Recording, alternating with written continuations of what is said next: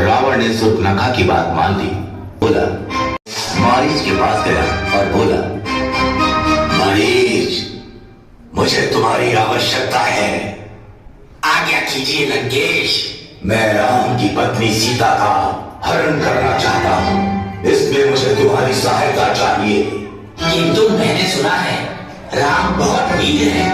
अगर उन्हें ज्ञात हुआ कि मैंने उनकी पत्नी को हरने में आपकी सहायता की है तो वो मेरा वध कर देंगे। और अगर तुमने मेरी सहायता करने से मना किया तो मैं अभी यहीं तुम्हारा वध कर दूंगा। मारीच, मुझे वो सोने का हिरण चाहिए। ठीक है, मैं अभी उसे तुम्हारे लिए लेकर आता हूँ। ये कहकर राम अपने धनुष बाण के साथ उस हिरण की तरफ चल दिए। भागते भागते बहुत देर हो गया, लेकिन वो हिरण राम के हाथ नहीं आ रहा था।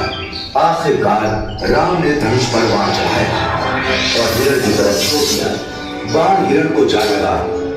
बाण लगते ही मारीच अपने असली रूप में आ गया और आवाज बदलकर राम की आवाज में कराता हुआ चीखने लगा, सीते!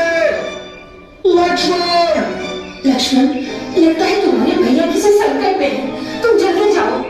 लक्ष्मण जानते थे कि ये राक्षसों की चाल है, लेकिन वो सीता को मना नहीं कर सकते थे। इसलिए उन्होंने कुटिया के बाहर बाण से लक्ष्मण रेखा बनाई और सीता से बोले, माता जो भी हो, आप इस लक्ष्मण रेखा से बाहर मत आना। और वो आवाज की दिशा की तरफ चल दी। लक्ष्मण का रूप धारण कर सीता की कुटिया पर पहुंचा।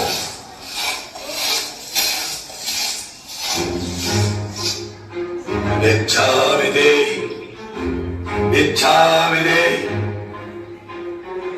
ये लीजिए ऋषिवर, भिक्षा स्वीकार कीजिए। रावण भिक्षा लेने के लिए आगे बढ़ा। तभी उसने लक्ष्मण रेखा को देखा और सीता से कहा, यदि भिक्षा देनी है तो बाहर आओ, नहीं तो ये तपस्वी बिना भिक्षा ग्रहण किए ही तुम्हारे द्वार से लौट जाएगा। किसी तपस्वी को खाली हाथ नहीं जाने दे सकती थी, इसलिए वो लक्ष्मण रेखा से बाहर आई। उनके ऐसा करते ही रावण ने उन्हें पकड़ लिया और वो अपने असली रूप में आ मैं कोई तपस्वी नहीं, मैं लंका का राजा रावण हूं।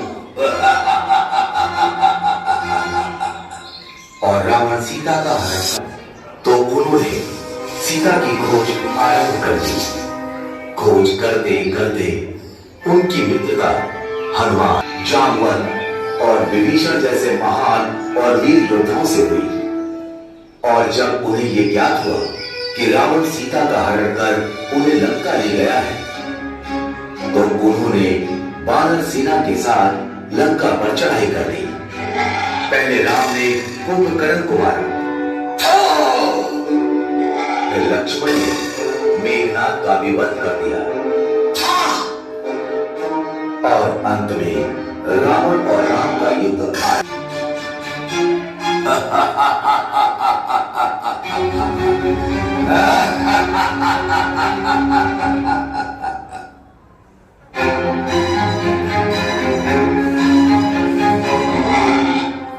राम के तीर उसे कुछ क्षति नहीं पहुंचा पा रहे थे।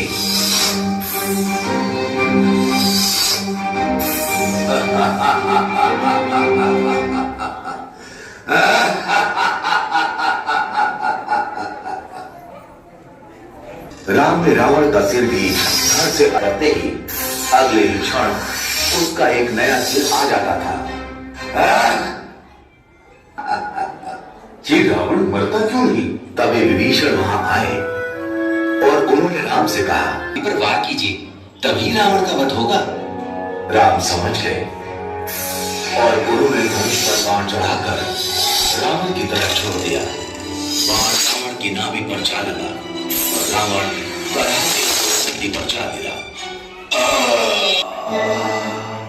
इस तरह राम ने रावण का